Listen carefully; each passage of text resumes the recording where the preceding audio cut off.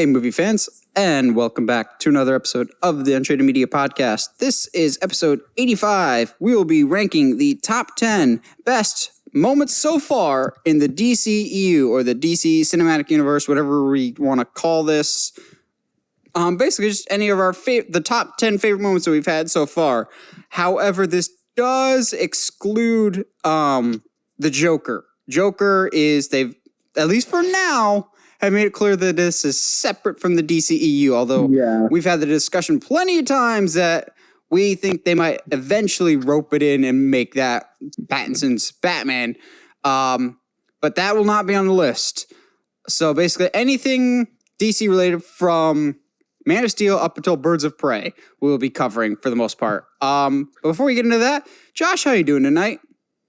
I'm chilling like a villain. It's, it's Memorial Day weekend and all that nonsense. So, I mean, I don't know about you. I mean, I don't know if you've gone back to work yet or not, but I have to. Yeah, I didn't think so.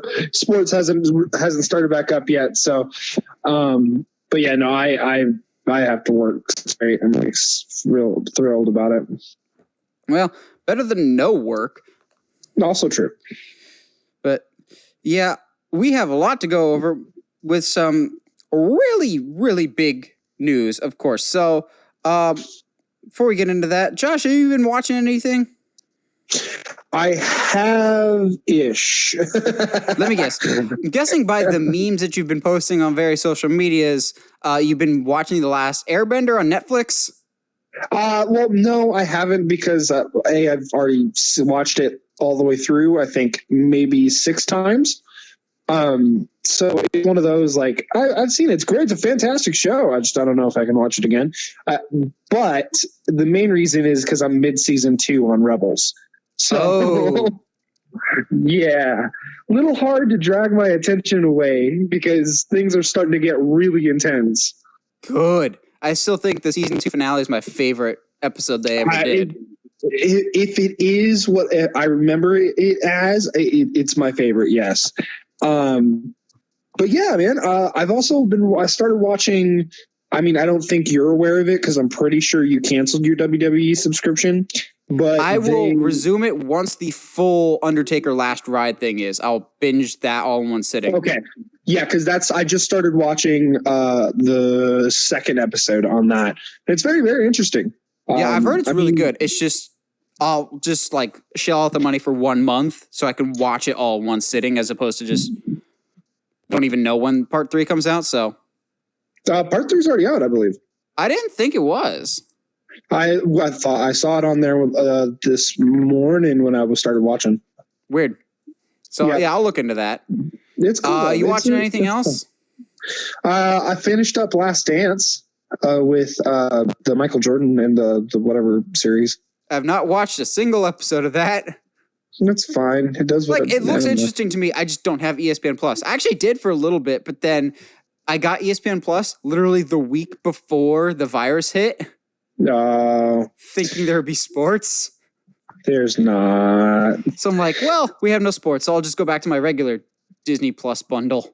Yeah, and that's the other thing. I think unless you're like a fight person, like UFC and stuff, like UFC added a ton of stuff onto the ESPN Plus app, but it didn't. It's not. It's in general, you can kind of useless. Yeah, that I didn't see a whole lot of stuff that really grabbed me. I mean, it seemed fine, but I'm a big baseball person, and their baseball content was very lacking. In general, their content is very lacking. Yeah, which is why they want WWE so badly. Yeah. You watching anything? I watched something in preparation for this week that I won't say I've come full circle, but my opinion has changed on it, but my thoughts watching it changed. I went back and watched Batman vs. Superman for our discussion this week. However, I did not watch the theatrical version. I watched the ultimate cut, like the director's cut. Yeah. And it was very complicated for me. I remember when Heather and I saw Batman vs. Superman in theaters, I hated it. And I hated it for a lot of years. I wouldn't say those feelings have changed. I've just had a new feeling added to it. I will say I still hate Batman versus Superman, but the extended cut is significantly better. At least it makes it at least a little bit better. The story elements get like resolved and figured out a lot easier. Of like, well, why are they butting heads, or what's Luthor's plan? Like a lot of the story elements get patched up. It's still very, very, very shaky from a narrative standpoint. But this time around, I wasn't nearly as mad so much as I was incredibly sad, but not for the reasons Zack Snyder wants the audience to be sad. Like, it's a dark and brooding story for sure. Rewatching it made me really, really just sad as a Superman fan because of how much Superman just gets crapped on in the movie. And you'll be like, but that's the point. No. Hear me out. I'm sad because how much Zack Snyder is just crapping on what the character is supposed to stand for. I'm fine with the character getting beaten down so long as they get their ultimate. They have to have the rise moment. Like Cap, after he lifts Thor's hammer, gets the crap beat out of him, but then he gets the Avengers Assemble moment and everyone's behind him. Or Rocky obviously gets beat down, always comes back up. They just keep pounding Superman into the ground from an emotional standpoint of you're the bad guy, everything you do, how dare you try and help us, we're strong enough. It's like when you try and help somebody up and they just push your hand away. It's like, how dare you try and help me up? They paint Superman, even before he dies, as just the villain to the point of when he does die at the end, it's almost just like this world never meant anything to me. I don't care if I live here anymore. And to see such a beloved character get to that point is just really, really hard to watch. And not because I think he intentionally made it sad. I think it's just really sad to see the treatment of it and knowing the direction. Like Zack Snyder can redeem himself with our first news topic that we'll talk about in a little bit here. He can redeem himself a little bit with the conclusion of the story of like this 3-story arc that he had for Superman. But watching Batman versus Superman, I'm still really mad about a lot of it, but it just makes me more sad than anything else just because of how much they beat the character down and he doesn't end up getting any resolution. And people are like, well, that's realistic. I'm like, Superman, for almost all this movie, has lost hope and faith in the human world. That is against everything Superman is. He has to have hope. That's the point of the character. And you actually set that up in Man of Steel, but you're contradicting yourself in Batman versus Superman. It's like, it's gritty and realistic. I'm like, you're missing the point of the character, which, let's be honest, it's not the first time Zack Snyder's missed the point of a character. Correct. Batman and guns. Yeah.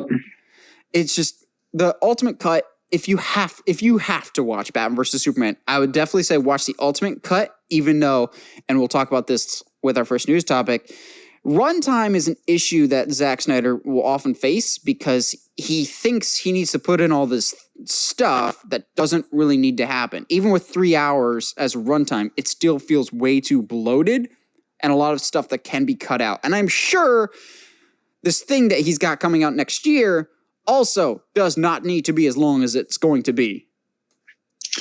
Oh, Nathan, what possibly could you be talking about? That's a perfect segue into our first news topic, and probably, no hyperbole here, one of the biggest news stories we have ever talked about on this podcast. And it's a day, honestly, that I never thought we'd get to. And I have so many conflicting emotions here. A lot of negative, but also a lot of positive in this too.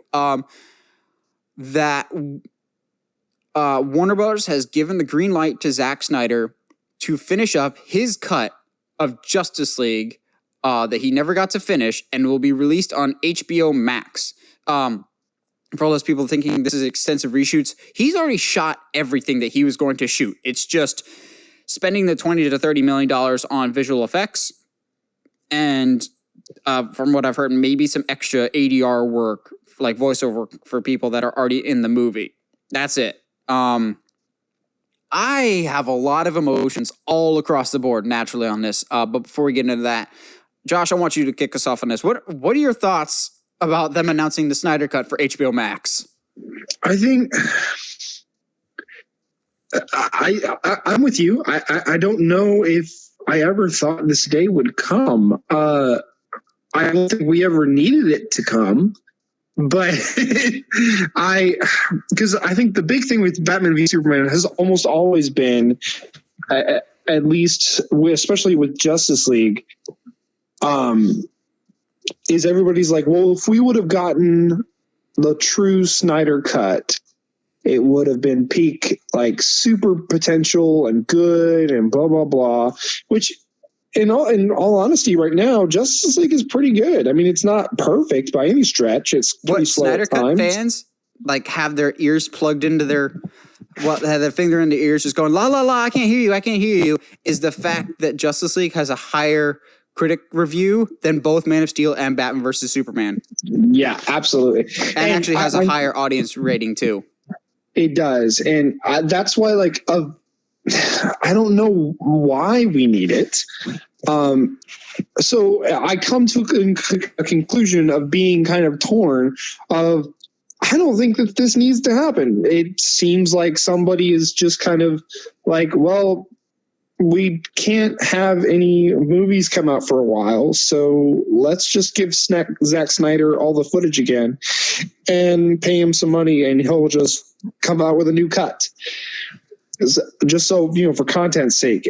But the other part of me is genuinely curious as to what he would have done differently. And if it would even matter.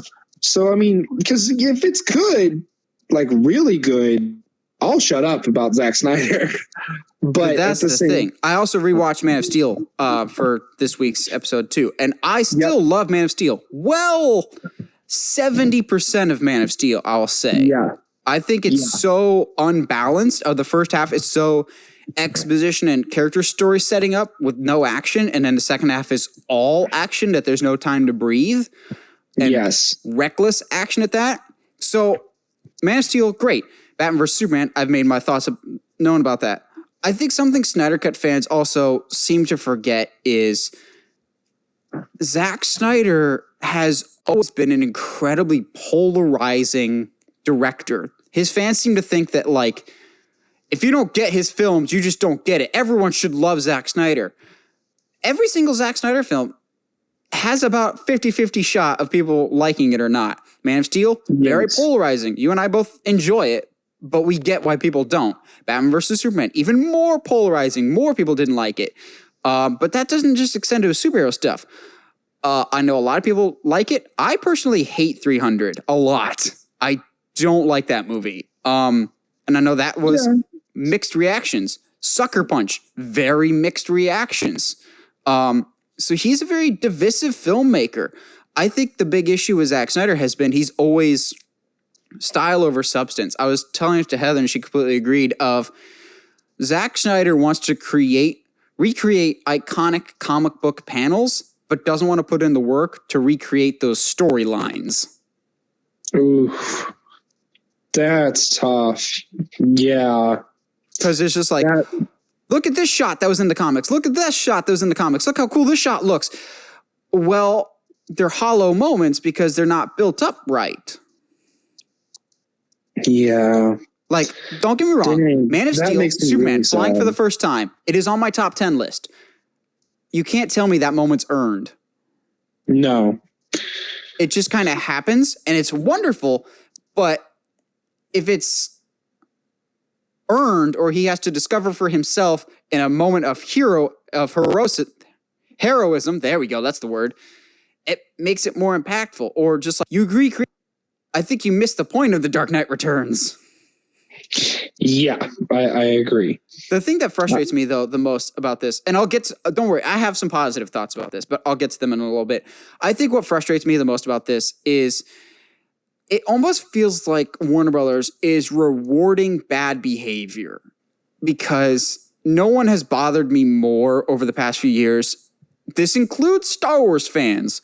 No one has bothered me more recently over the past few years than Snyder Cut fans because they're so trashing of Justice League. And don't get me wrong, Justice League is not a perfect movie. But I've already seen on social media people burning their copies of Joss Whedon's Justice League because they're like, this isn't the real copy anymore. I'm like, guys, don't you think you're taking a little bit too far? But also, post after post, literally anything Warner Brothers or HBO Max ever posted, every single comment was release a Snyder cut, to the point of this really pissed me off. Of Warner Brothers had something either on Facebook or Twitter about like honoring some production assistant or makeup artist or somebody that had been in the industry for decades, that they had passed away and that they were honoring them. And literally every comment was release the Snyder cut. I'm like, guys, have some tact. This is not the place to do that.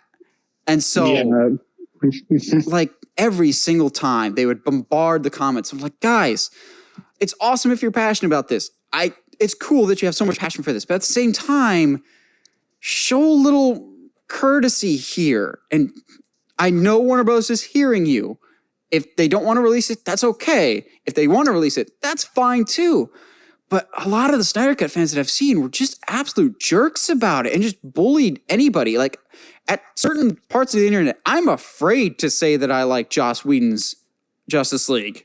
Yeah, no, I would agree with that. Because Snyder fans just scare me so much, even more so than Star Wars fans. And that's saying something. I think because Star Wars fans are legitimately the worst. Yes, they are.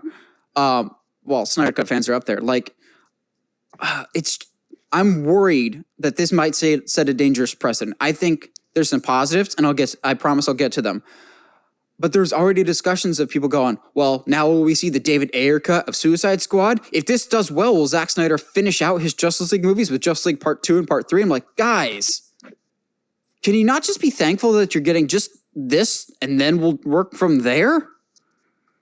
I think, but that is, in my view, that is a very legitimate question of, is this them being like, no, like now we're going to rewrite history? Like, does this alter the timeline? What does this do for DCEU? I think it being on HBO Max doesn't change anything. I think this is a great publicity stunt for HBO Max. I don't think it changes anything about DC canon. I really hope so. But yeah, it makes me worried because we were starting to build up this good rapport with Wonder Woman, Aquaman, and Shazam. The Batman looks fantastic, of like getting away from the Snyder world and the darkness that had, and we're kind of going back to that.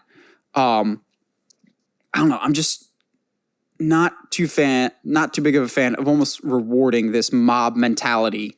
But okay, I really want, as much as I've not been a fan of Zack Snyder's, I really want to present both sides to this. I think that's only fair. So I want to break down some positives that I think can be out of this.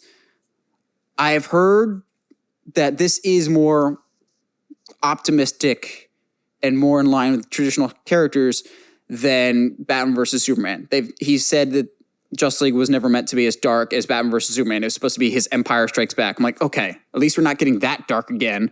Yeah. I think it's cool. His style is not for everyone. It's not for me, but it's cool with me that Zack Snyder gets to finish out this trilogy that he started with, especially considering the tragedy that happened to him in real life and that he had to depart the project at all due to the family tragedy. I'm glad that Warner Bros. Is letting him come back and finish this. It's not like they have to reshoot anything. It's all just special effects. I think that's really, really cool. We know for a fact that we will be getting Darkseid, at least in a little bit, for this movie. Fantastic. Very great. I love Darkseid. I don't think he's the main villain for this, but it'll be cool to see him at least in any small capacity. The design for Steppenwolf, I guarantee you, will be better. More Ben Affleck's Batman, which maybe will be a good thing. But to me, here's the biggest positive out of all this. We are guaranteed more Henry Cavill Superman. Oh, yeah, at least in this film. But we'll get to that. We'll get to that. I promise we'll get to that. I know where you're going. All aboard the hype train, my man. I'm not going to lie, and we'll talk about it in just a second here. When I saw that rumor across our Facebook timeline, I almost started to weep going, don't give me that hope like Hawkeye. Like, I've been down this path before. Don't do it to me. But I like the pain, but we'll get there in a second. So yeah, we're guaranteed at least some more time with the people that we like Henry Cavill Superman, so long as he's not having any guns, Ben Affleck's Batman. there's interesting potential here. And I think it'll be more cohesive, for better or for worse, along with his other movies. If nothing else, we get to see what his overall arc is. And then once this movie's done, we can get past it. Because as much as we've been making good progress with DC movies ever since we moved away from the dark direction, there's always been that dark cloud of annoying fandom going, release the Snyder Cut, release the Snyder Cut. I think now that this is actually happening, hopefully this should quiet them down going, yes, he's able to finish his project, and now he's left for other things. Okay? Good. Yeah, now absolutely. And before we get to the Superman thing, I think it's odd that they're like, this could either be a 4-hour movie or split into 6 episodes across different weeks. As much as it pains me to say, I hope it sticks to be a 4-hour movie, which in what world is a 4-hour movie justified for Justice League that hasn't been set up well? But I want a movie in one sitting more so than a series, because you edit and splice up a series differently than you would a movie. And I think it would hurt the flow, because when he's setting up this narrative, he didn't intend it to be split up like a TV show. And so I think it might hurt the flow if it's broken up into little chunks as opposed to one big chunk. Yeah. But also, we'll 4 hours is still too much. It wasn't, but it wasn't too much for a Lord of the Rings extended cut. Even then, I don't think Lord of the Rings is 4 hours. The extended cut, here, I'll live Google it, but I'm pretty sure extended cut Lord of the Rings is at least 3.5. But that had a big source material, but also was the end of a big trilogy that had already long movies of a bunch of narratives that you had to tie in. Yeah. This feels like Zack Snyder's trying to like direct a whole bunch of different movies into one movie. Yeah. And to be fair, I don't say this often, but I'll defend Zack Snyder here. It feels like he has to play catch up, whether we want to admit it or not. Warner Brothers kind of forced him to play catch up with the MCU, for better, for worse. So I feel like he is trying to make this long epic because he wants to do these storylines that were not allowed the time to be put in the universe ahead of time. Yeah. So, yeah, but I mean, the only one that's over 4 hours is Return of the King, but that it's over by 11 minutes, which is like that multiple ending stuff that happens in the end. But yeah, that's big source material, an already big world with a lot of narratives that had to be woven together.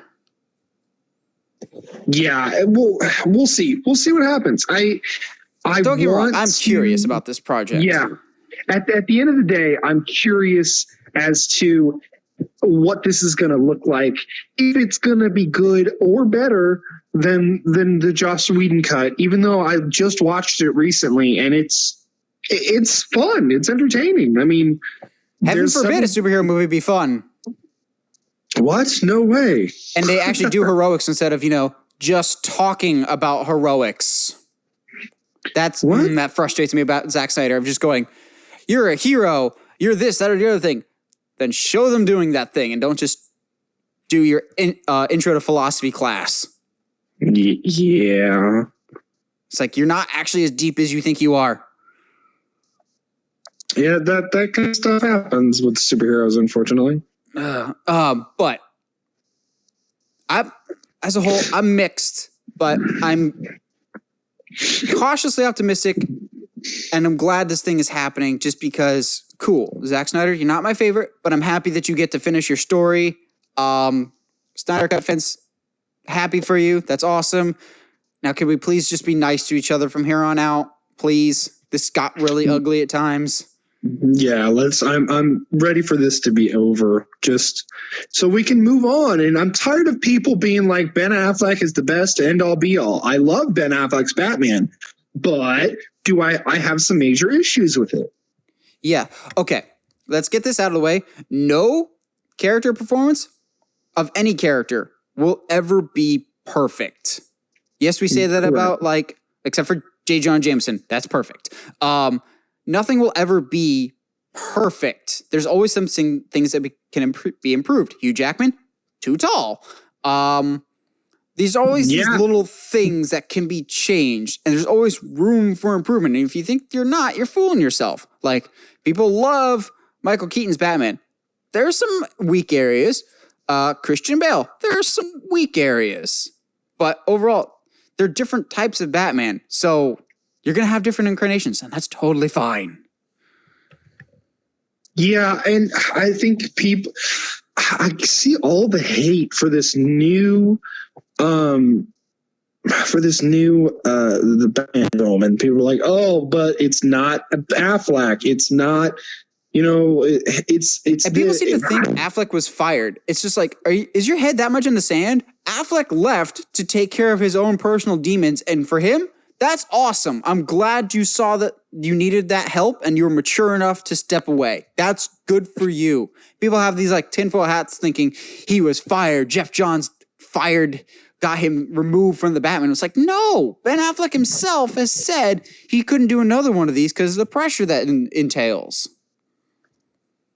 Yeah, and his alcoholism was starting to get out of hand. I'd much rather have a healthy Ben Affleck than another Ben Affleck Batman movie. Yes. I had that whole conversation with my dad because he was like, I just want them to have just one Batman. And I was like, I mean, I get that, Dad. I understand. But Ben Affleck had to leave because of the blah, blah, blah, blah, blah. So it was, yeah. But we've had a billion Batmans. So far, we've only had 3 live-action Superman movies. The 3 live-action Superman actors in the movies. And looks like we might be able to keep it that way for a while. Let's go. I'm going to say it again. All aboard the hype train. Woo, woo. I'm sorry I left the hype train. I'm back on it now. So this you're going to need to take with a grain of salt because I don't like where this source is coming from. But I'm not going to just be all excited because it's something I want to hear and make me automatically trust an otherwise iffy source. But there are some rumors floating around that in a not too distant future, maybe within the next couple of weeks, Henry Cavill will officially be announced to be returning as Superman in some capacity. These reports are coming from Grace Randolph, who is an online film pundit, who, to me, is kind of like the heroic Hollywood. She gets a lot of stuff right. She gets a lot of stuff wrong. I don't necessarily always agree with her opinions on a lot of stuff, but I respect her place in the industry, so I think she lends a little bit more credibility than Joe Schmo podcast number 89 or something like that. Or even We Got This Covered. Well, a raccoon that I've met on the side of the road, I believe more than We Got This Covered. Because even raccoons know what's crap. Oh, that's I did not set that up. That just happened to work out. That's upsetting. I'm going to hang my head on that one. That was, yeah. That worked well. Yeah, I'm sad now. I'm so sad. But hey, if this means we get Cavill back, honestly, Cavill acting against Robert Pattinson's Batman would definitely be something I would be really down to see. There's been discussions for a while now, and I'm talking years, that The Rock has wanted Henry Cavill's Superman so that he can square off against Black Adam. Which that would be something that would be amazing to watch. I would cry tears of joy because, let's be real, Shazam 2 is going to happen before Man of Steel 2, just because they're further along in the development process. That's already been officially greenlit, everything else. If the end credits of Shazam 2 is the return of Henry Cavill Superman talking to Billy. Yep. Like, just the prospect of Henry Cavill coming back to the point that even me, who is like his most ardent defender, and I love Henry Cavill Superman, was getting to the point that I was doubting whether or not we'd ever see him again. I think the talk of the Snyder Cut has really opened the eyes of Warner Brothers. So another positive in favor of the Snyder Cut. I think this really opened Warner Brothers' eyes going, people really responded to Henry Cavill's Superman. They may not have always loved the movies he was in, but they're responding to this character. So maybe we need to take another crack at Superman. Or maybe they're coming to their senses realizing, how are you going to do comic book movies and not have a Superman somewhere existing in your universe? Yeah. How do you have Shazam but not Superman around? Like that's Well, I mean, technically Superman was in Shazam. But no, okay, but you get my point. Like, given the history of Shazam comics, like how wild it would be if Shazam exists in the DCEU and Superman does not. I'm hoping for if he does end up being in Shazam 2, we kind of get a Spider-Man moment in Civil War of like we get the trailer and then it just ends with Superman flying in. I would game over, ball game. I'm done. I'm just die happy. I'm good. But then you'll have those Snyder Cut fans going, so Snyder's coming back for another Superman? I will always be excited for more Henry Cavill. I'll be more excited if we found out it was a different director doing it. Let's go Brad Bird. Yeah, way to be stealing my idea there. You're welcome. Maybe that's a podcast episode. If Henry Cavill does get confirmed to come back, we might do like a top 5 directors we would like to see do a Superman movie.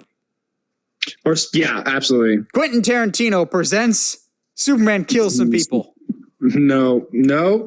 Starring Samuel L. Jackson as Brainiac. Or better yet, Samuel L. Jackson as Jimmy Olsen. Wait, do you mean Jimmy Olsen will actually exist? Well, okay. Unfortunately, in the DCEU right now, Jimmy Olsen is dead. He got shot in Batman vs. Superman, but they never say his name, do they? They do. Oh, they do in the extended cut. For some reason, they say Jimmy Olsen by name and that he's a CIA operative.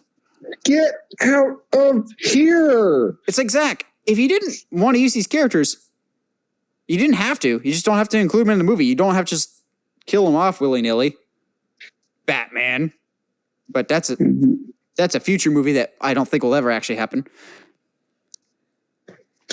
Yeah, okay. Just the return of Henry Cavill. It's the good news that we've all needed. And not the some good news, because that's not a thing anymore. But topic for another day. If the Superman thing happens, be on alert, people, because you might hear me screaming from the top, the highest peak that I can find, which in Florida might be like 15 feet above sea level. I'll hear you from Tennessee. And just go, there's been a disturbance in the force. The force. As if millions of voices suddenly cried out and were suddenly pleased. I don't know if that's the phrasing you want to use there, bud. Could be worse. Be like, guys, we've come to our senses. Jesse Eisenberg is our new Superman. So anyway, Warner Bros. Has made stupider choices, but I have hope again. I lost it for a little bit that we'll never see him again. I'm back on the train. I hope by this time next month we can definitively say that Henry Cavill is our new Superman, which it's still up in the air, but we might have something Superman related for next week's 5 Good Things. Potentially. There's an idea that I have to float by Josh that's so bad it might be good. I swear to God, if you try to make me watch Quest for Peace, I will murder you straight out. I have not watched Quest for Peace yet. I'm waiting until HBO Max because I'm weird and I have the DVD copy. I want to watch it in HD. It's so fair. But no, it's not that. But I'll leave you guys hanging on that. We talked a lot today about HBO Max, the upcoming streaming service. Well, HBO Max has, ahead of its release on Wednesday, they've released their quote-unquote like opening day movie lineup, or like titles that you can watch on the first day. And oh my goodness, if you are not Netflix or Disney Plus, you might be screwed, because HBO Max ain't messing around when it comes to opening day. So dude, you get really everything that comes with HBO already. So like Watchmen, Game of Thrones, I've been watching John Adams, which is pretty good. Anything Warner Brothers, a lot of old classics. So I'm just going to go through some of the major names that come with HBO Max at launch. They're going to, of course, add more stuff, but just stuff that you can get day one. I'm not going to lie. It kind of rivals what you can get on Disney Plus in terms of how much stuff there is. Let's see. You've got 2001: A Space Odyssey, the original Errol Flynn, Robin Hood, Ben-Hur, Casablanca, Citizen Kane, Dirty Harry, Dr. Zhivago, Footlight Parade. Oh, Freaks. Todd Browning's Freaks. That's not one the whole family will enjoy, but it's a good old school horror movie. With the it's not dude, very, Pride and Prejudice, there's Maltese so Falcon. I'm just much going down here. the old school ones for right now. Maltese Falcon, North by Northwest, all the Stars Born movies, if that's your thing, Wizard of Oz, and then we got some newer stuff like Aquaman, Mask of the Phantasm. I already had my subscription, but guys, just calm yourself. I can only get so excited with this. Both parts of The Dark Knight Returns. It's going to be weird knowing that those are two separate parts. I always just watch them together.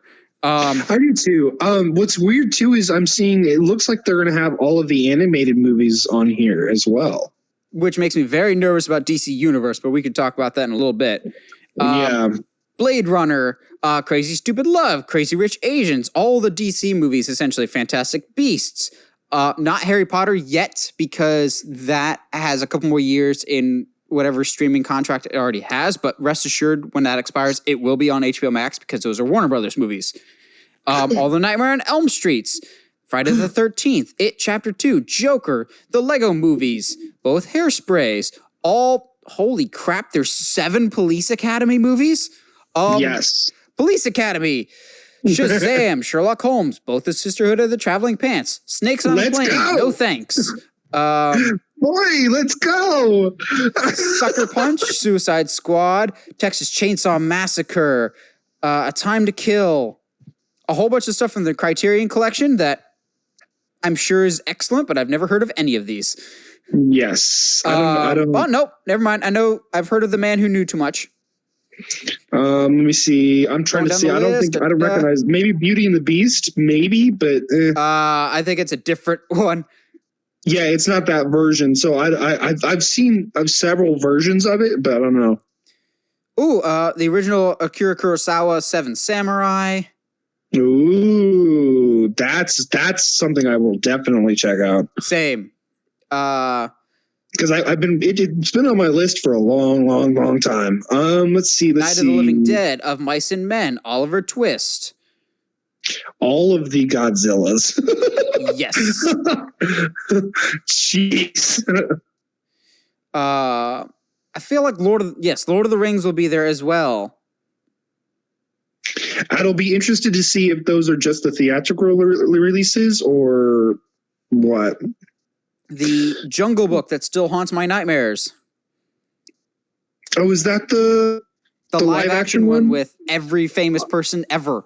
Like, oh, I love that one. Carrie Elwes, Lena Headey, Jason Scott Lee, and no, not gonna lie, people. I watched this movie a lot as a kid. I haven't watched it in years because it is single-handedly the reason why I'm afraid of snakes. Yeah, that snake that King Louis has. Screw that. That's not in the book. Why? Why is it there? There's so much stuff that happens in that movie. I've seen what the snake looks like now, and I'm just like, wow, that CGI is bad. And also, I'm not sleeping tonight because that just brought back some repressed memories. Yeah.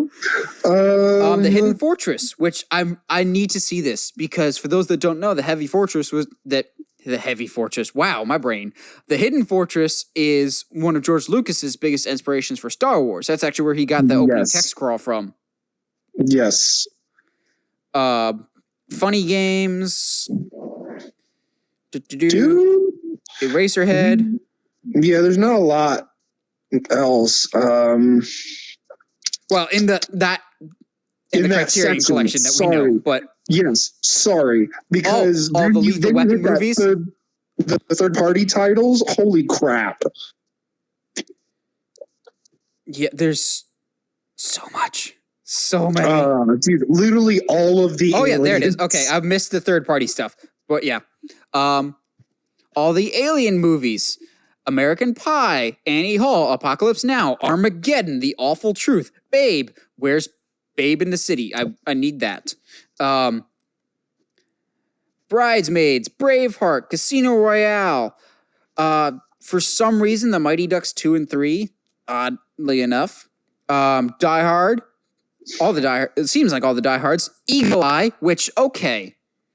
I like Eagle Eye. I didn't know the critics didn't like Eagle Eye, so y'all can screw off. I like Eagle Eye, and I think it's really underrated. Yeah. Dude, it's super good. Ella Enchanted? I thought that was Disney, but okay. Fast 5, and that's it for Fast and Furious. Goodwill Hunting, Gross Point Blank, Happy Death Day, your god-awful Hellboy. I can fall asleep during it. It's like March of the Penguins. It's great to fall asleep to. Yeah, although like March of the Penguins is because of Morgan Freeman's voice. Yeah. Hey Arnold, Hobbs and Shaw. So I guess there is another Fast and Furious. Home Alone 2, Lost in New York, the better one. Yep. Because Tim Curry makes everything better. Dude, I've been itching to see Howl's Moving Castle. Howl's Moving Castle. In Bruges was already in my queue for HBO Now. All the Jaws movies, at some point we have to do Jaws 4. No, why do you hate me? John Tucker Must Die. John Wick 3, but just John Wick 3 for some reason. I think that's another situation where the streaming licensing maybe. Yeah, licensing is caught up with other streaming services right now. Like why there's only the first Kung Fu Panda. Exactly. Land Before Time. Let's go. I think they're gonna have all Land Before Times. I'm not sure. There's the other Mighty Ducks down there. Oh, there it is. It's just weird. Mamma Mia, here we go again. Yay. Mr. and Mrs. Smith, Mrs. Doubtfire, My Neighbor Totoro, which it's Totoro, right? That's what I'm gonna say. Yeah, that's a somebody's good one. tried to say Tortoro, and I was like, what? Totoro. Sure.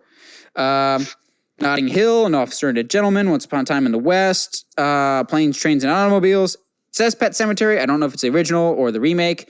Pretty in Pink, Quantum of Solace, Ready or Not, Scary Movie 3, interesting. Ooh. Shooter, Shutter Island, Slumdog Millionaire, Spirited Away. Dude, there's so much. Swingers, That list. Thing You Do, Holy This cow. Means War, Transformers 2, Tropic Thunder, True Lies, Twins, Unfriended. We're doing Van Helsing at some point, dang it. War of the Worlds, X-Men, Dark Phoenix, okay. So yeah, this is stuff that this Wednesday you'll be able to watch on HBO Max at launch, and oh my goodness. Yeah, Warner Brothers ain't messing around. They're coming out of the gate swinging here. Dude, oh my goodness. It's because I already had a discussion with some people that they're just like, another streaming service. I'm like, no, you don't get it. I know HBO Max is a confusing name. You think it's just going to be HBO content. No. This is immediately going to be a player in the game, I think.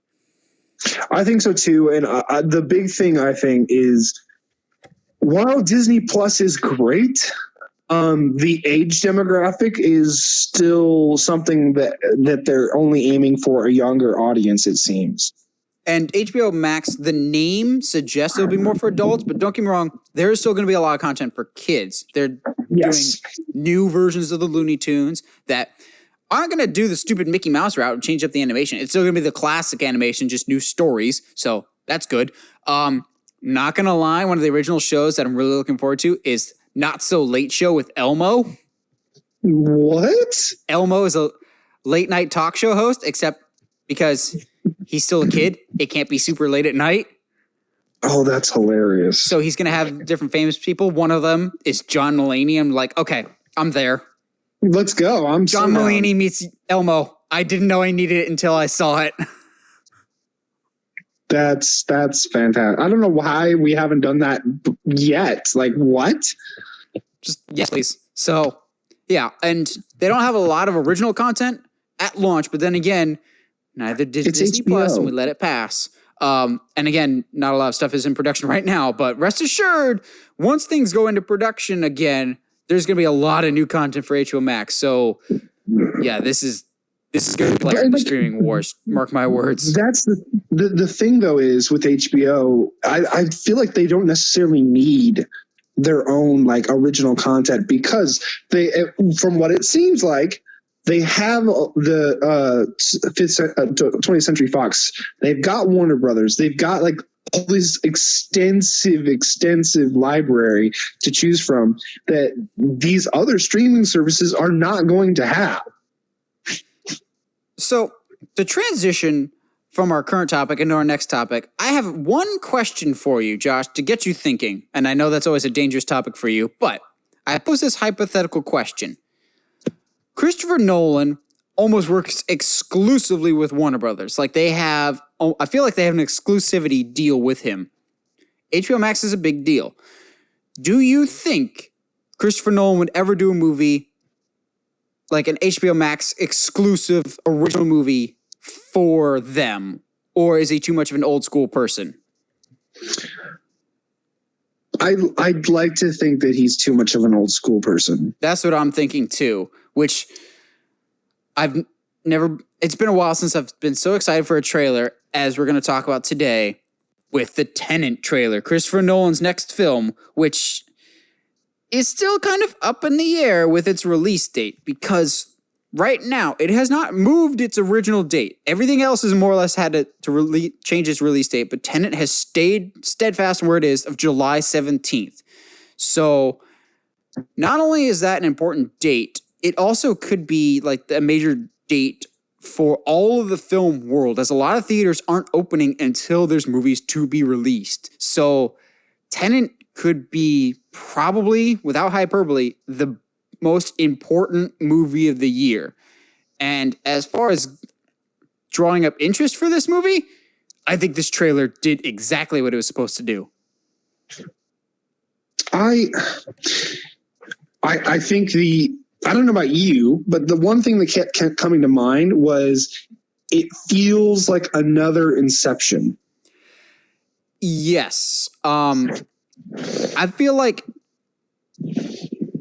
it's also similar to Inception in that I'm kind of confused by this movie by the trailer, but I'm sure once I'm in the theater and watch it 3 or 4 times, I'll understand what's going on because it's not a concept that you can just explain in a trailer. But also I've appreciated that Nolan never gives away his movies in trailers, unlike a lot of other Warner Brothers movies, Batman versus Superman.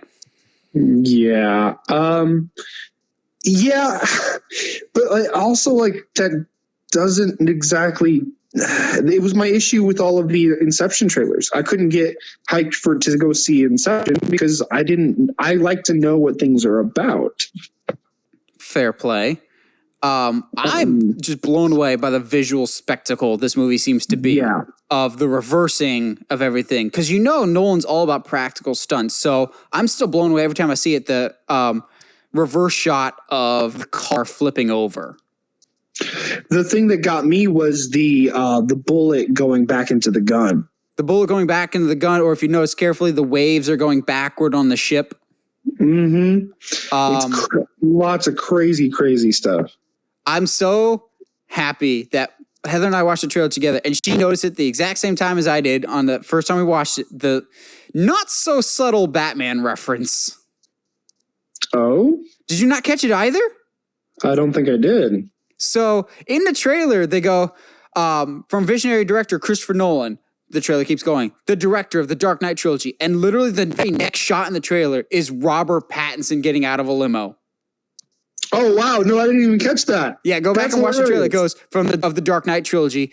So here's your old Batman, and now here's your new Batman. I'm like, okay, they had to have done that on purpose. Yeah. Which, okay, this movie will shut up some Robert Pattinson haters. I promise you that now. Honestly, I really liked him in this trailer. Yeah, he seems, I don't know, like I kind of trust him. I don't buy that he's 100% a good guy here. I agree. But I like his performance, I think. That plane stunt, I'm sure, is going to be insane in the movie. I think I'm more excited for the actual practical effects / stunts than I am the actual film at this point. I'm curious about the premise. I'm always curious about Nolan's premises just because they're very unique and interesting. So, for the most part, I'm very excited about Nolan movies. It's hard for me to say, but I think it has to be said. I don't think he needs a full-on redemption, but I'm really hoping this one's great because, and no offense to him, he hasn't had a truly great movie in a while. Yeah. Because Dunkirk is good, but definitely not upper tier. Interstellar, visually wonderful. Again, not his strongest. Dark Knight Rises, very ambitious, but not his strongest. Yeah, I hope we can get more towards Inception and The Prestige. Like, I don't need them to be the greatest. I don't need this to be the greatest movie ever. I just like original, interesting action, and I hope we get back to that. Yeah, I need like unique stuff.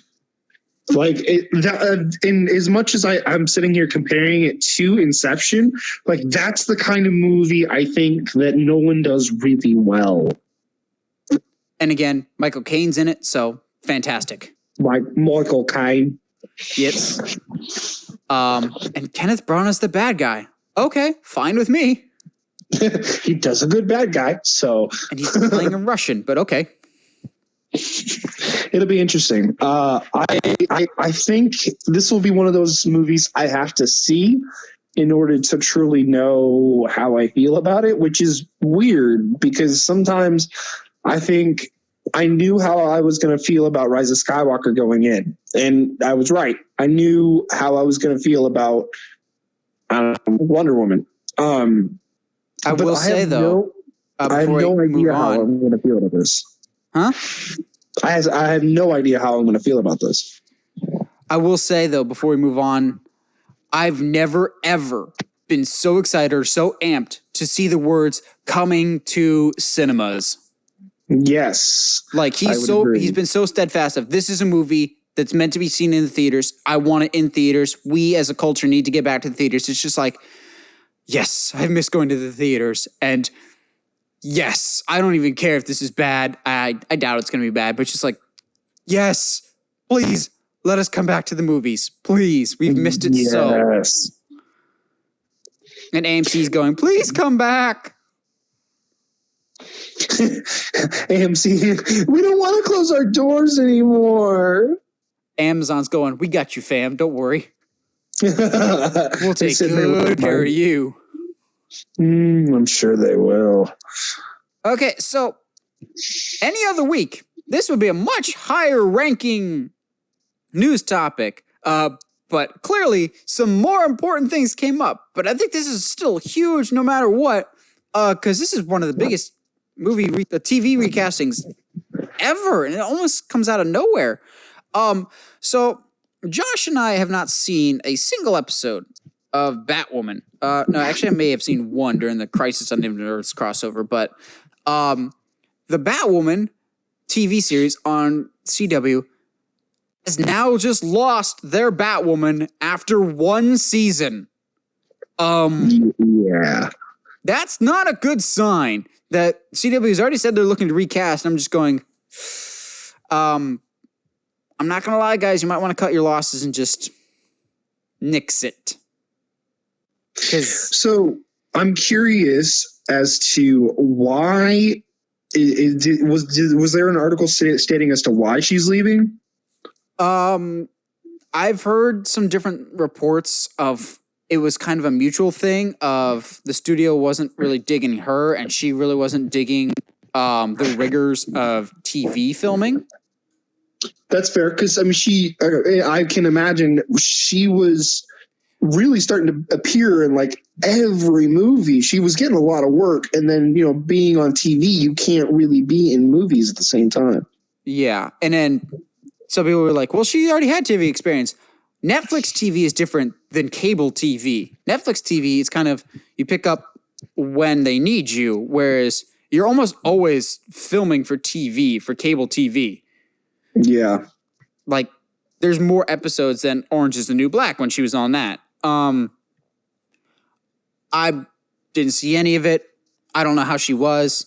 I know there's a lot of fan backlash, but I think the fan backlash to her casting was twofold. Of it was either fans pissed that they cast a gay actress to play a gay character because I think they got Batwoman and Batgirl mixed up, or there's some gay rights people that were mad because of really complicated reasons that I don't want to get into here that I'm just like, oh, okay, that goes over my head and I don't understand, so I'll just kind of leave that one alone.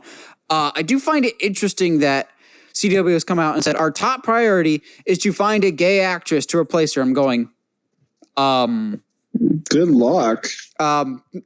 Guys, I want, that's cool that you want representation for this character and do it right, but isn't acting pretending to be something that you're not? I don't know. It's fine if you want to look for that, but that shouldn't be your top priority. Your top priority should be find someone that's talented.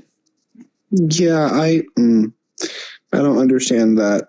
I just think it's odd that after one season, at least they had a more amicable split than Stephen Amell from Arrow. That was ugly. Yeah. But then again, I kind of take Stephen Amell's side on that one of you killed me off on someone else's show. Yeah. I have already seen some fan castings, and some of them I'm kind of really on board with. Did you ever see Brooklyn Nine-Nine? Yeah. What's her name? Rosa? Yeah. Oh, yes. Let's go. I was like, okay, I'm down for that. I'm super down for that. Oh my goodness. I never even thought that's something I would want, but now I definitely want it. Because Andy Samberg would be a little bit too crazy. Yeah. Yeah. I'm just, come on, CW. This whole show has been mired in controversy since day one. And I don't know what the ratings are. Maybe they're great. But I didn't think they ever really were particularly strong ratings. So I'm actually really surprised that CW is really sticking this out. But then again, is it just me or does CW like not cancel anything no matter what the ratings are? Unless it's Legends of Tomorrow. Wait, that's still going, isn't it? I honestly have no idea. I don't because I know keep that track of had things bad ratings too. Yeah, it's not a good show. Yeah, CW doesn't cancel anything no matter how the ratings are. Yeah, unfortunately, I think that's true.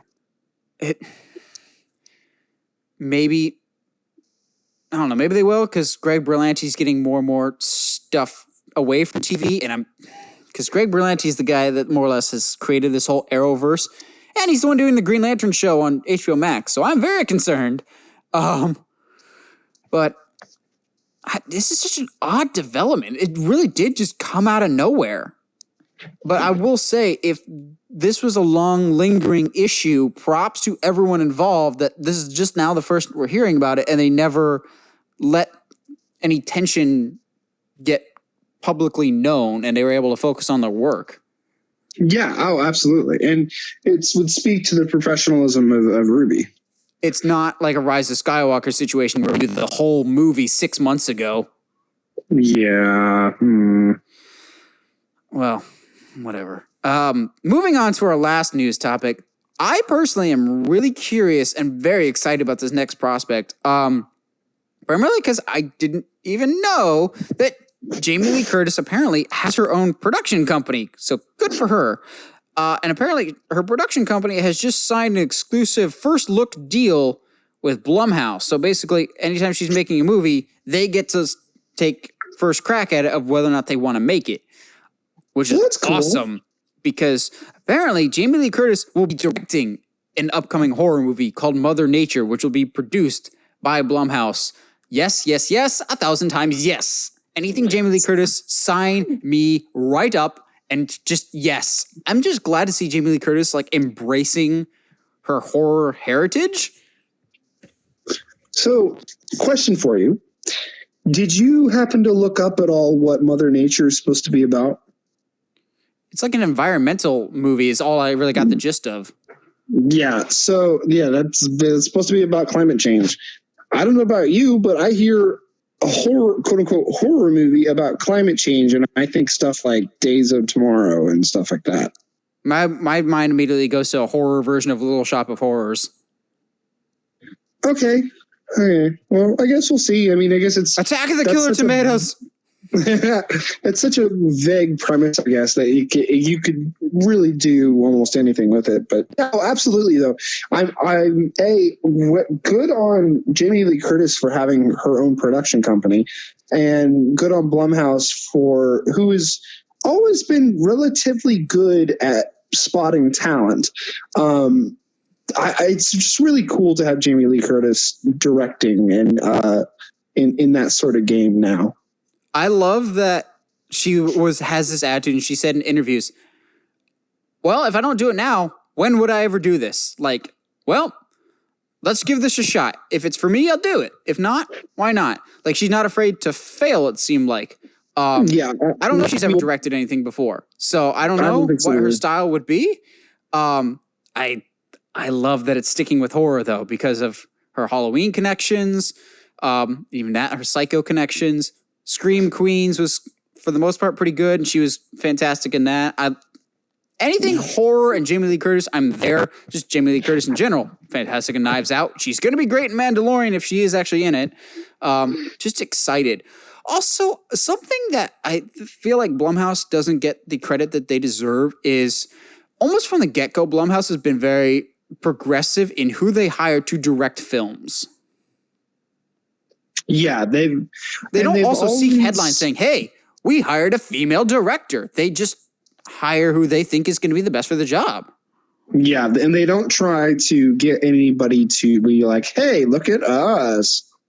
Yeah, they just they never go for the home run. They always go for the base hit up the middle. And 9 times out of 10, it works. Sure, they have the Truth or Dare or the Black Christmas remake, but by and large, they don't make the big risky moves, and more often than not, they still come out financially successful, which allows them to keep making the successful projects. So Blumhouse is one of my favorite production companies, one of my favorite creative minds in the business. This just seems like a great match, and I'm really, really excited about the prospect of this. Yeah, I would agree. It's it's exciting. That's what I'm going to put down for. Okay. Just for fun, without even knowing anything about the story, top 3 actors you want in this movie. Go. Let's go Liam Neeson, Jake Gyllenhaal. Dang it! And Ella Fanning. Okay. I was going to go Jake Gyllenhaal as well, because they are actually really good friends. Man.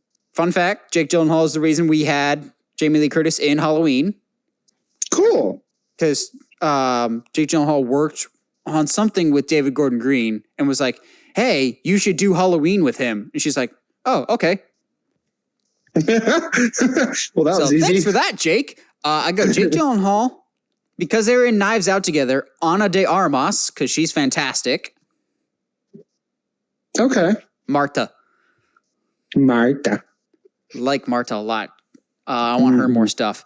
And then, because he's going to be in some upcoming thriller anyway, actual cannibal Shia LaBeouf. Yes, let's go. Because Shia LaBeouf does psychological thrillers. Fantastic. Disturbia? That would be... I need him back. Yeah, why don't we talk about Disturbia more? That one's really good. Mostly because of all of his life that was surrounding it at the time. True. Like Eagle Eye.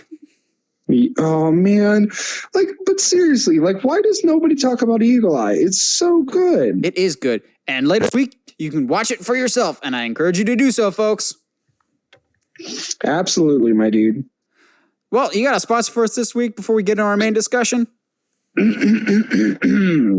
Our episode today is brought to you in part by Baskin Robbins, filling the holes in your heart because you won't. Wow. Baskin Robbins always finds out. Yes, they do. They always know.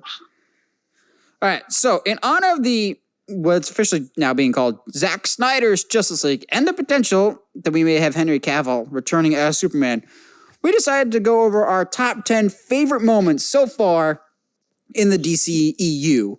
Basically anything from Man of Steel to Birds of Prey, excluding Joker because that's not in the universe. Spoiler alert, I don't actually have anything from Birds of Prey. Doesn't mean I didn't like it. Birds of Prey to me was like Solo. Better than I was expecting, but I don't remember a lot of it coming out of the theater. Yeah, I still need to watch it, but it's fine. I think you will enjoy it, but I think you wouldn't have anything that would be on your list either. Mainly because there was a lot of stuff from the movies that we've already come out that was all fighting for spots. I genuinely had to be like, all right, here are all my favorite moments up to this point in no particular order, because I can't. Yeah. I have a particular order, but getting it to that point was hard. Like, my 10 was not hard. It was, what order do I need them in? That, like, anything from 8 down, I was like, man. Especially my top 3, I was like, pick a favorite child here. I mean, some people that wouldn't be hard for. Anyway, you would know. How many siblings? Oldest of 5. Oh boy, man, mom. You're the oldest, so you're fine. Yeah, I'm the screw up. So wow. How many others are hosting a podcast though? I know my role in the family. Know your role and shut your mouth. Yep. Oh man. But actually don't, because I need you to go for number 10. All right, so we're gonna start going in hot and say one of my favorite moments / scenes is the treasure hunt in the Sahara from Batwoman. With Pitbull? Okay, outside of the song. Okay, I was about to say, if you included the Pitbull music, I may have to reconsider life choices here. But the whole treasure hunt aspect of Aquaman that kind of happens in the middle of the movie is fantastic and is so much fun. I just love how they were able to let Jason Momoa flex his comedic muscle of, should have just peed on it. I laugh. I'm a child. I laugh at that every time. Because we were all kind of thinking it, but... Yeah, like, that's like, come on. There's easier ways to do this. There's a lot of moments in Aquaman. I'm just like, can I just put the whole movie, and I don't care what y'all say. I love it so much. Oh, dude, I have yet to meet somebody that's like, oh, I don't like Aquaman. No, I've met somebody that has like a genuine fervent hate for the movie and thinks it's awful. I'm like, what the hell? It's a fish man that rides a seahorse in a battle while carrying a trident. It's not going to be deep. Oh, so their complaint was there wasn't quote unquote deep enough? No, they just thought it was really dumb and unoriginal. I'm going, okay. Did you enjoy and did you have fun with the movie? Okay. Good luck with your Snyder cut there, kid. Anyway, no, they hate the Snyder movies too, so I think it was just a personal preference thing. Whatever. I think I like Aquaman because it reminds me a lot of the Brendan Fraser Mummy. Well, I think there's that, and I think Jason Momoa as Arthur Curry is so charismatic. It is so hard to not like him. Jason Momoa is so charismatic. Yes, even like his small bits and pieces in Justice League, it's hard to not like him. Like when he kills the parademon, this is not on my list, but when he kills the parademon in the sky and rides it all the way to the ground through a building, like that's so cool. How could you not like that? Also, I know people give crap for the banter to Justice League. They're just like stupid Joss Whedon jokes trying to make it feel like Avengers. I still get a big old grin on my face every time Cyborg catches Aquaman going, ride ain't over yet. My man. And rides the parademon down a building like a board. Oh, it's so cool. It's just, I'm a big fan of Jason Momoa's Aquaman. So my number 10 does not feature Jason Momoa's Aquaman. However, it is the only entry from Suicide Squad. Yes, there's some good stuff in Suicide Squad. Oh, wow. Do you have anything from Suicide Squad? I forgot about Suicide Squad. It's okay. Most people did too. Oh, no. But, however, Suicide Squad seemingly has like one scene that even its most ardent haters will agree is actually halfway decent. And while I don't love the film, I think that the bar scene, when they all talk about what brought them to their choices in life, is by far the best thing. Yes. When they're all just like, well, we're all going to die anyway. Might as well have a drink and just contemplating if we're going to run away now because we have the chance to. And it's just like, no, we're bad guys, but we're still going to see this through because if we don't do it, who's going to do it? We're going to die either way. We're going to either try and die heroes or die villains. It's just, it was the character development that so much of the movie was missing. Of everyone gets something in that.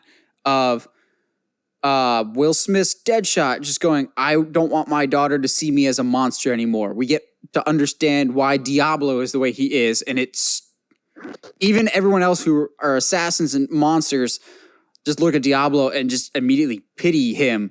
Also, any scene with Jai Courtney's Captain Boomerang is a win. Oh, it's so good. And his weird unicorn fetish. Sneaking a couple beers during the middle of a fight. Like he runs away and you think he's abandoned him forever and it's just so he can get another foster. Yeah. It's just wonderful. But that whole bar scene of everyone is like, well, my life's messed up.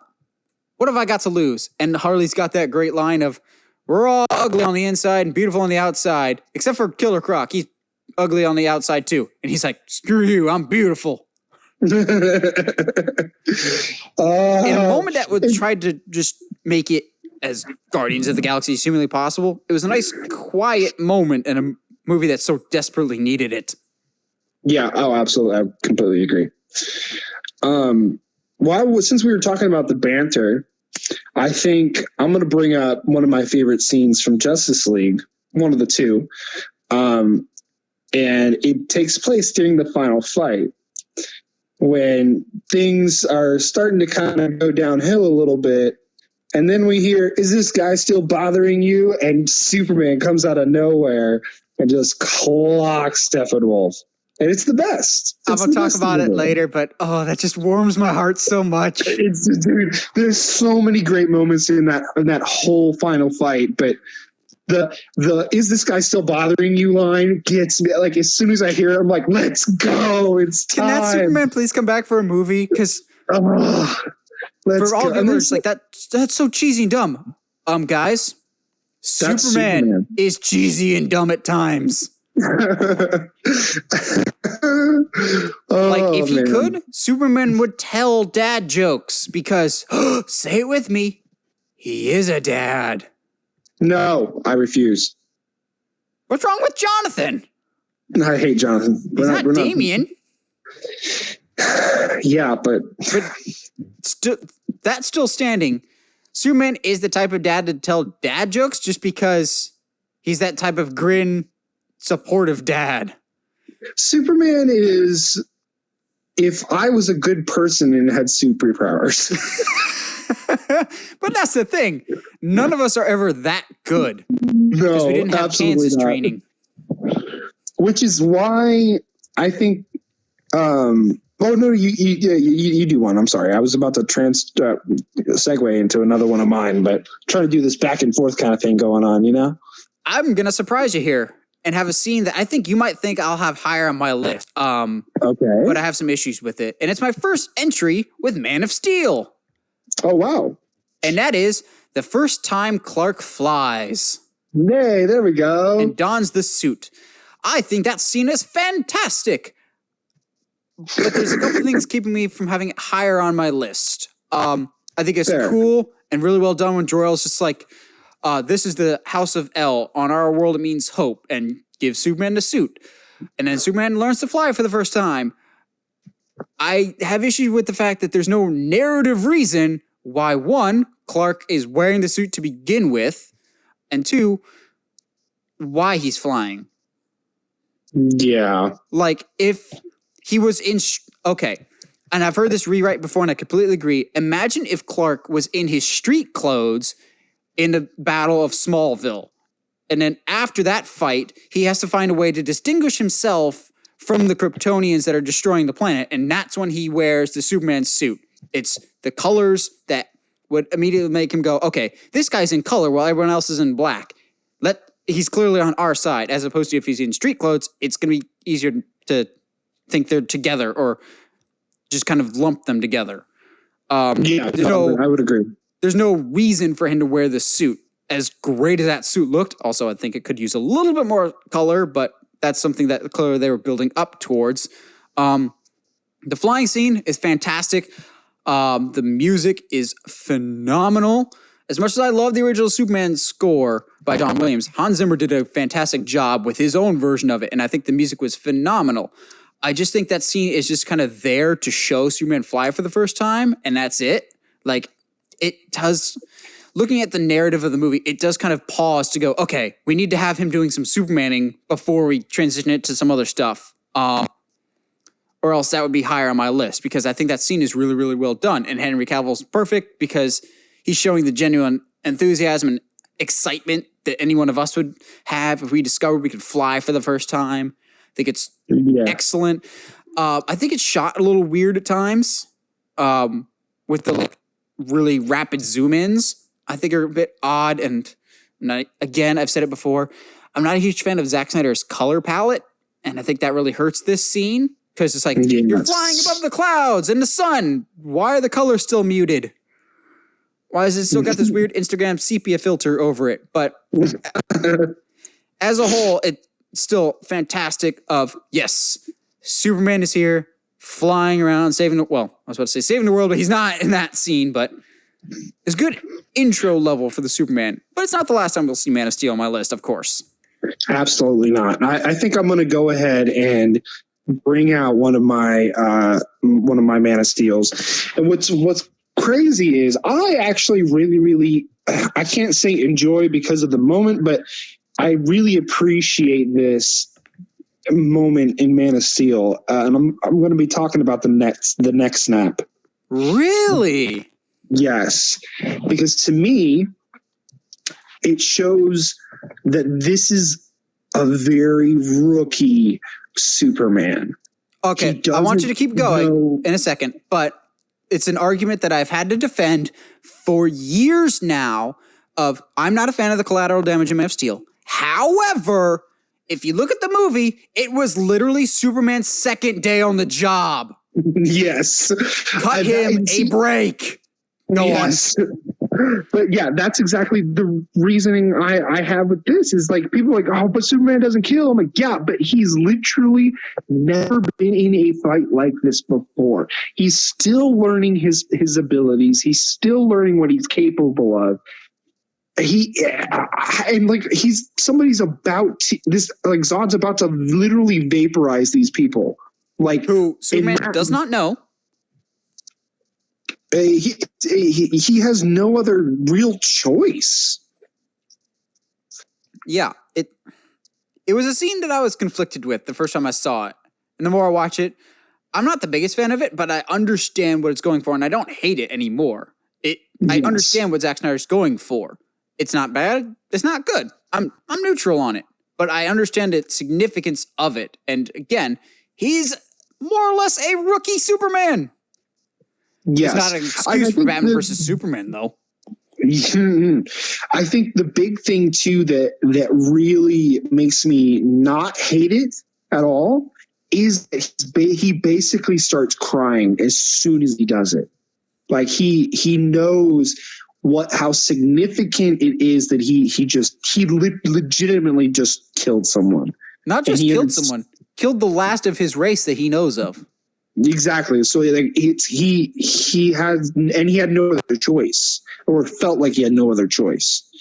So it shows instant remorse because there wasn't really any other choice. And I think that's why I appreciate it so much. Like you said, it's not a perfect moment. It's not the best, but it's definitely something that I think in Man of Steel goes overlooked and something that people will just say, well, Superman doesn't kill, so that moment Superman's is wrong. killed more people than Batman has.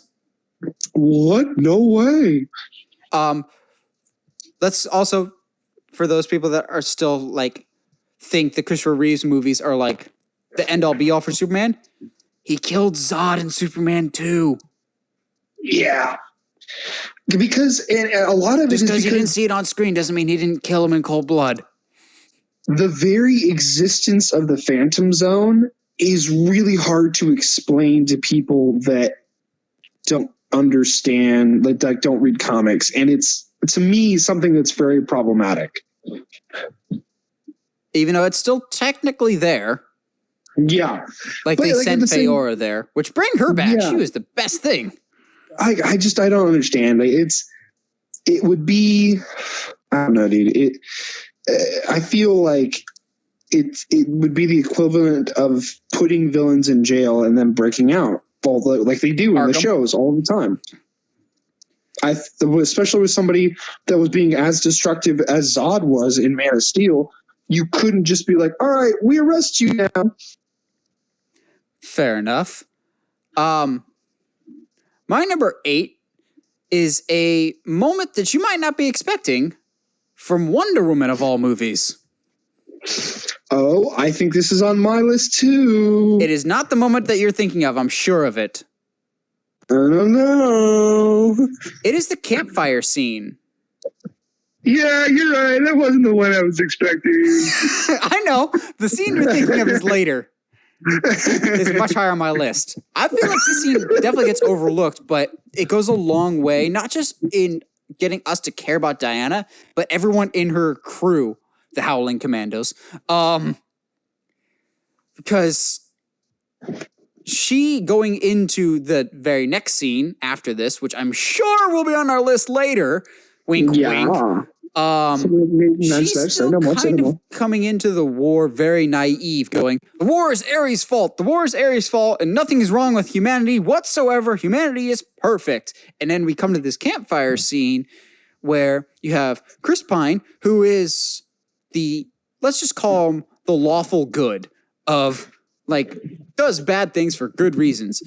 Then you've got the thief, who is more or less an assassin, but for good reason, who doesn't particularly play a particular side. Then you've got the redhead with serious PTSD, which I applaud how this movie treats PTSD, but I'll get to that in a second. And then you've got Chief, who really has no side in the war because he's just like, my people got their land taken away, so it's easier to not take sides. And one of them was like, well, who took your land?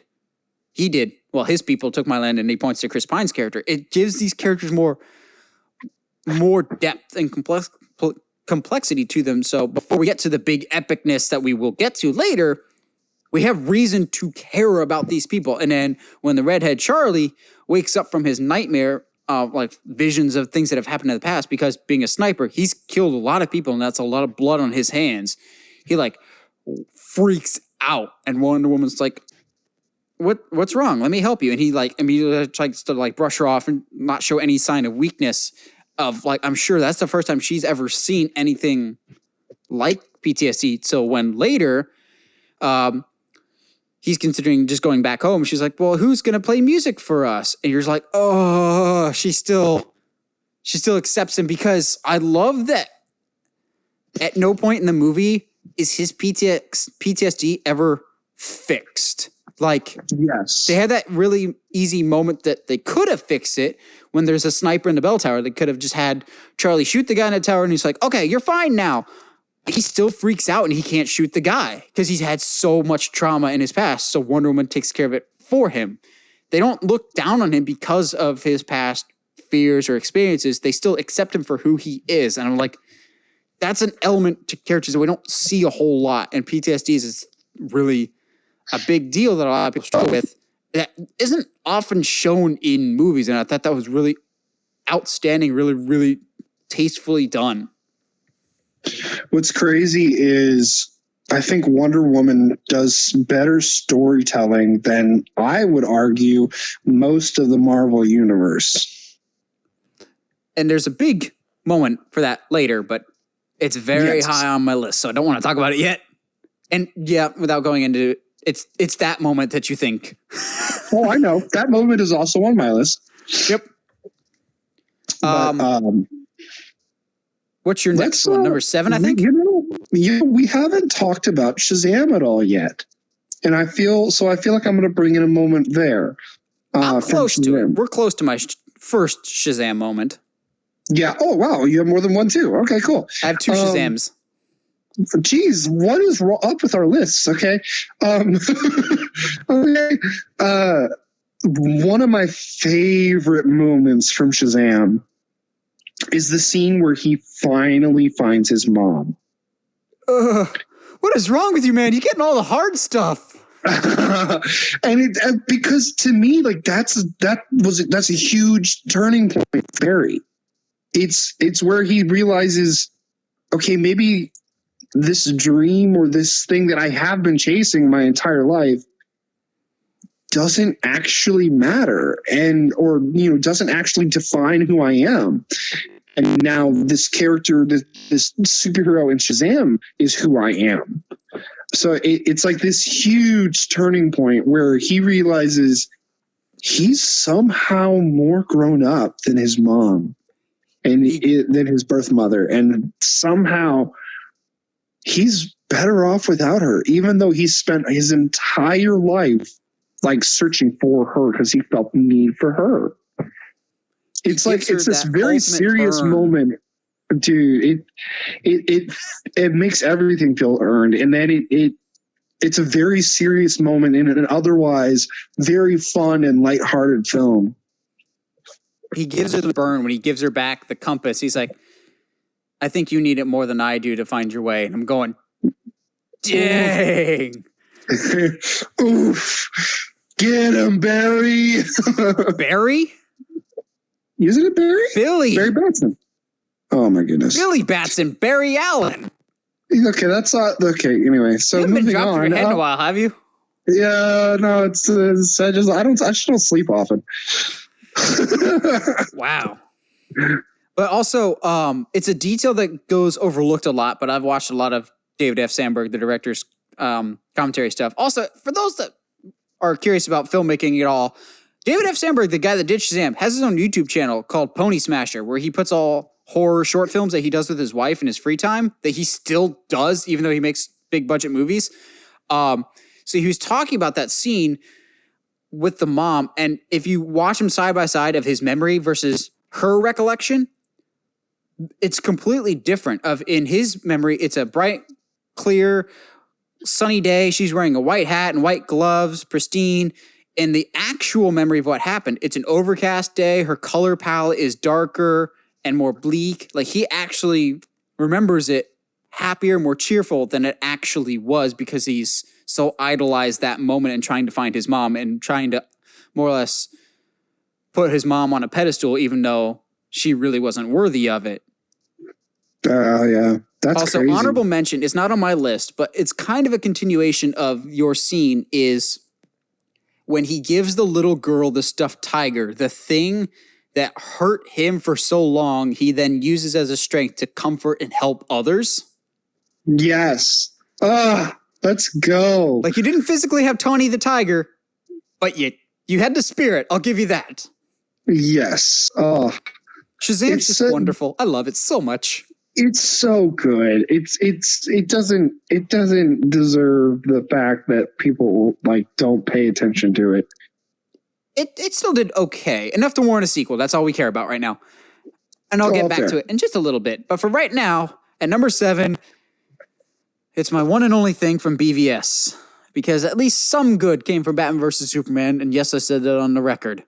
And it's the only thing from Batman vs. Superman that's on my list. The death of Superman. No, I'm kidding. I hate that so much. It makes no sense at all. Why didn't Wonder Woman use the spear?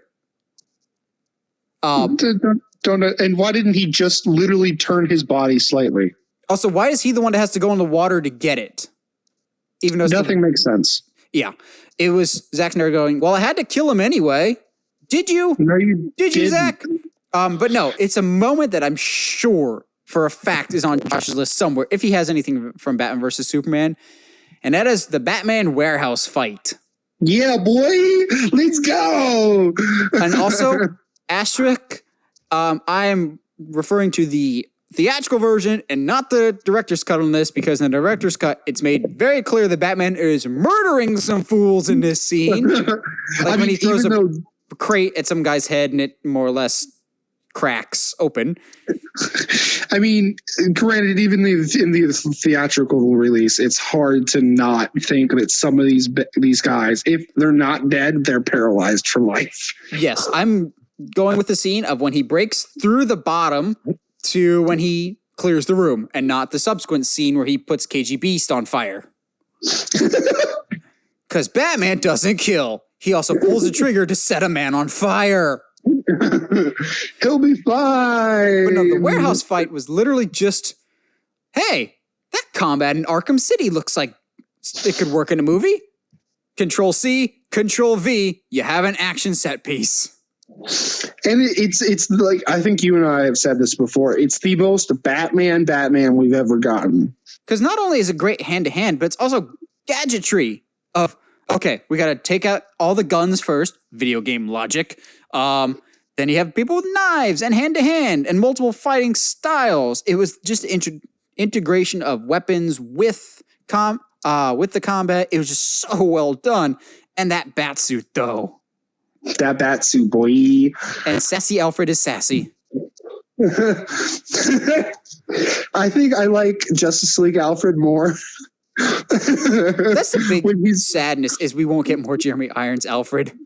Oh, yeah, unfortunate. But however, with this Zack Snyder's Justice League, there's another positive that I'm just now remembering. We get more J.K. Simmons as Gordon. Yes, that makes me happy. Okay, let's go. That was something I was looking forward to. So we at least get some of that. But yeah, that warehouse fight is still probably the best action in a Batman movie, because as much as I like the Nolan movies, watching them years later, the choreography is awful. It really is. He doesn't fight. Like, he just does. Yeah, whatever. And that's still a large improvement from the Keaton movies, which, yes, those movies are fun, but it's hard for Batman to fight when he can't move his neck. Which is joked about in Dark Knight when he's like, I want to be able to turn. Because all Keaton does, because that's all he can do, is block and kick. Yep. Like Spartan front kick. Yeah. Well, hey, that's a fun kick to do. Anyway. What's your number 6? Well, I mean, that was on my list as well. So that covers that. Is that your number 6 then? Yeah, let's go. Let's see. Yeah, that's my number 6. Because, all right, bro, that scene is so much fun. I'll do my number 6 then. And here's where I will do my first of 2 Shazams. The scene that we saw to death in all the trailers, but it didn't take away from how fun it was in the movie itself. And that's when Billy tries to buy beer from the gas station. Yeah. The gas station is just the epitome of why the movie works, of big with superpowers, of, I'd like to buy some of your finest beer, please. And then when the criminals come in, he immediately hides behind Freddy. Yeah, and Freddy's like, hey, aren't you the hero? And he's like, oh yeah, my bad. And then they shoot him. He's like, oh, that was fun. And Freddy's like, that's cool, you're bulletproof. But they shot you in the chest, so we don't know if your skin is bulletproof. Shoot him in the face. Yeah, shoot me in the face. Wait, what? And then they shoot him in the face, which that scene got ruined for me with how it should have ended, of the crooks just shoot Freddy instead. Because, like, if I'm a crook, I'm not listening to the kid. I'm just going to get the kid. I would also never, like, if someone told me to shoot them in the face, I would never do that. Like, yeah, that's like that. It's just dumb fun. So he just immediately is like, oh, that kind of tickled, and you're dead. Immediately throws him out the window with Christmas lights, because Shazam is a Christmas movie, dang it. So they have their celebratory beer, and like the kids that they are, don't realize beer is an acquired taste. Yes, it is. And they both throw up and they're like, that tastes like actual vomit. And then what I call, they got food for road trip, because if you look at all the snacks they're carrying, it's like the same exact snacks that you get on a road trip, because it doesn't matter how old you are. When you're going on a road trip, everyone acts like they're 12-year-olds with a $100 spending budget. I mean, didn't need you to call me out that way, but okay. It's always chips, jerky, and bad food. Bro, listen. The best thing about road trips is getting the snacks the night before. I don't need you to call me out about my obsession with frosted donuts on a road trip, okay? I'm more of a jerky... yeah, okay, donuts too. Yeah, so how far away is Tennessee from Florida road trip-wise? Oh, I'll have so many snacks, dude. It's going to be fun. Snack time! Snack also, time! just as someone that went to school in Illinois, I appreciate it in the background. There was a Freel machine. They had a Freel milkshake, which those are so good. They're deceivingly good. Like, not fair how good they were. But that gas station, yes, it got played to death in trailers, but it didn't take away anything from the movie itself, and it was still so much fun and just was Shazam at its core. Honorable mention to the Big reference. Yes. Also, as much as I love Mark Strong as Dr. Sivana, how great would it have been if he was Lex Luthor? Oh, man. I know now you're sad. I'm sorry. Yeah. Because our Lex Luthor is Jesse Eisenberg. I'm not going to lie. I wouldn't be surprised if he gets recast if we do get another Superman movie. All right. Anyway. Number 5. I'm gonna come in hot with I have to do a blanket on this. Literally all of Jonathan Kent's speeches from Man of Steel. Are you serious? Yes, absolutely. That is my number 5 too, but a specific speech. That's awesome. A specific one, because I won't agree with you that all of them are good. Okay. Also, side note, really quickly, I don't get the placement of some of his speeches in the movie. Yeah, some of them are not good. They're not placed right. There's that one of just like, good character or bad, you're going to change the world. Why is that scene after he dies? Yeah, it's a good scene, but it's odd that it takes place then. Considering that takes place after you told Clark as an adult, don't use your powers. I think I'm going to go with the one that's, I'm trying to remember them specifically. The one that's, because there's one that involved in the tornado scene, isn't there? No, there's no speech. Well, there's more or less saying like, you should be a farmer. Farming helps people. And Clark's like, you're not my dad. You're not my dad.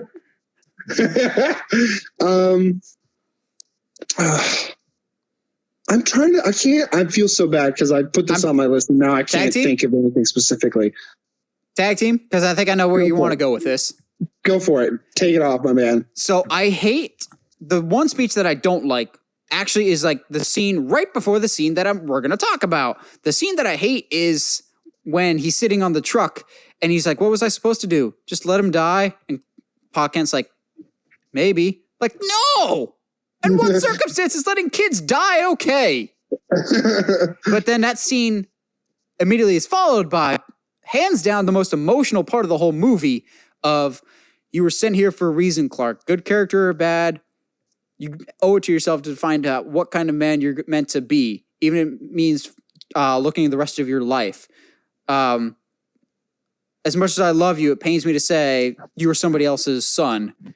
And he's just like, can't I keep pretending I'm your son? It's like, you are my son. And you're just like, oh, that hits too hard. It hits way too hard. But like, Paul Kent is like the quintessential dad. Except in Man of Steel, he's got at times some bad or misguided advice. Yeah, hey, let some kids die. It's okay. Or hey, you don't have to be a hero if you don't want to. What? I see, but I think he was, and you know me, I like to try to figure out where he's coming from on here. But I think, especially with the tagline of "you don't have to be a hero if you don't want to be," I think he was trying to let Clark come. He knew Clark was going to be a hero eventually, but he wanted him to come about it naturally and not like feel like, oh, great power comes great responsibility. You know what I mean? Like he wanted Clark to be okay with just being normal. Agreed. And that whole emotional scene of "I am still your father no matter what, and I still love you." That's fantastic. That's it for Man of Steel for me. But I actually have two quick honorable mentions that are more just quick in passing stuff. That's great. I love the quick little visuals at the Clark farm of like the swing, but especially of Kid Clark with the cape and the dog. Mm. Wait, you mean the Brightburn promo stuff? Yeah, before Brightburn became to be terrible. My other favorite one is, I don't know if it was an accident or on purpose, the best reference to Christopher Reeve in the whole movie. Do you know what I'm talking about? There's a shot when Henry Cavill is facing the, what's the machine that terraforms the Earth? I know, the World Engine. There's a scene when he's looking up and about to fly into the World Engine, and there's a close-up of his face, and for like a split second, his face actually transforms into Christopher Reeves because Henry Cavill looks so much like him. Oh, that's crazy. Like, I'll send you a screenshot. No joke, it genuinely looks like Christopher Reeves in the modern Superman suit. That's crazy. Because like the pressure is hitting his face, like raising his cheekbones and stuff, but I was like, holy crap, that's Christopher Reeve. That's wild, dude. It was like, you can never tell me Henry Cavill wasn't perfect casting after this. Yeah. It's just nuts. I'll go next for number 4 because it continues to tie into this theme because the whole "sent here for a reason" with Jonathan Kent is essentially just Superman and his earthly family. My number 4, again, continues that theme of family with the ending of Shazam with the Shazamily. That's my number 4, boy. Yeah, buddy. 3 for 3. We are 3 for 3. Yeah, boy. The Shazamily. I just wish I had the same experience as you because you didn't know going into the movie. Unfortunately, I didn't seek out spoilers, but it still got spoiled for me anyway that the Shazamily was getting their powers. Oh, I was so, because I did not get that ruined for me. And when it happens, it was one of those like, no way are they doing this. No way. Oh, yeah. Oh, I popped so hard. I'm not going to lie. Also, the first time I watched Shazam, I choked up a little bit with Freddy because, as we know, he's the one that can't walk too well and has got a slight disability. So he's the first one that learns how to fly. Yeah, and he's like, oh, dude, oh, that's so good. And he's everything he wanted to be. More than anything, he's noticed now. Yes, he is. And you're like, oh, everyone just... But they're all still the same kids that you love for most of the movie. Darla is still just Darla. I think we should kick these guys' butts. I think that's what I liked the most about it. About Shazam in general. Like, it was an obvious effort from the adult actors to act exactly like their child counterparts. And they nailed it. Like, they didn't act like actors. They acted like kids that just got superpowers that you could totally relate to. Like, still to this day, I fully relate to and identify with Eugene when he's got the powers and he Hadoukens the seventh sin. Yes. And he actually says Hadouken. I'm like, okay, you can't make the joke that we were all going to make. It's so good. It also just felt earned because the whole movie well, it's not a family movie in the sense that like everyone could watch it, but they probably could. It's a movie about family. So having them all become a super family at the end really was a great payoff. Oh, I agree. It's something that, I mean, because like you said, it's not a quote unquote family movie, but it's all building to Billy finding a new family, and then what that means for Shazam to have a family as well. Also, they set it up throughout the whole movie because if you look carefully, everyone is wearing their colors throughout the whole movie. Yep. Like, I think it's Pedro is wearing green, Darla's always wearing purple, Mary's always wearing red. Although Mary didn't look that much older. No. I think Pedro, is it Pedro or was it Oscar? He's my favorite. Might be. I think it's Pedro. I'm not sure. But he's my favorite of them because he turns into like Latin heartthrob. It's hilarious. I think my favorite by far, besides Billy himself, is the foster dad. Yes. I wanted to hug that man. He was wonderful. Oh, he's like when he so thinks he good. just exploded the Christmas light. I just tried to put up a decoration. Oh my goodness, he's so good. He didn't feel like a movie character. He felt like a person trying to help a kid. Same with the wife. Yes. They genuinely felt like two people just trying to love these kids. And like the PTSD thing with Wonder Woman, I thought it was really cool how they shine such a positive light on foster families. Yes. Of like, I'm sure there's a lot of people that after seeing Shazam consider doing a foster family, which that's a great thing for a movie to encourage people to do. Yeah, oh, absolutely. It's a very positive message. And I'm really glad DC throughout their movies have had these like really positive moments on things that at times can get overlooked in the superhero genre. I mean, it's not all capes and superpowers all the time, man. And I think DC is starting to really be okay with having those moments. It's the human moments. That's why we care about these characters for over 80 years. Yes. But, excuse me, for every like really heart-touching moment, there are equally as many heroic moments. Yep, that's my last three are all just epic hero shots going, oh, I'm in my happy place. Nice. I got one Wonder Woman, one Aquaman, and one Justice League. Same. Rock on, dude. So let's see how this shakes out. Okay. Because it might be the same top three in order. Hey, man, we're 3 for 3 right now. This is hilarious. I didn't think this would happen. Oh, I thought it might happen, but I'm glad we have at least some variety here. Yes. So number 3 for me is the opening Wonder Woman scene in Justice League. Really? Not where I thought this was going. Fantastic. We have variety. It is genuinely one of my favorite scenes in that movie. Like as soon as she gets into the room and the first shot is fired and you see her just kind of casually step to the side as it misses, I'm just like, oh, it is on. Here we go. Literally, my only complaint with the whole scene is I wish it was some villain that we knew, even if it was a throwaway character like a Clock King or something. Yes, I would being agree a with random that. guy with a hat is kind of disappointing. It is, but I do like the joke that is made when she gets the guy in the lasso of truth, and she's like, "Who are you?" And like, "We're just reactionary terrorists."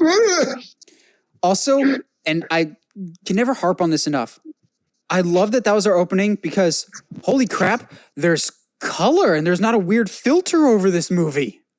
I know it's a personal preference, but yeah, it felt like a comic book. It did, especially the scene with her standing on the statue, like right at the beginning of that moment. Lady of Justice League is standing on the Lady of Justice. Yes, like let's go. So good. My number 3 from Aquaman. Nice. The king has returned. The suit up scene. Oh, yeah?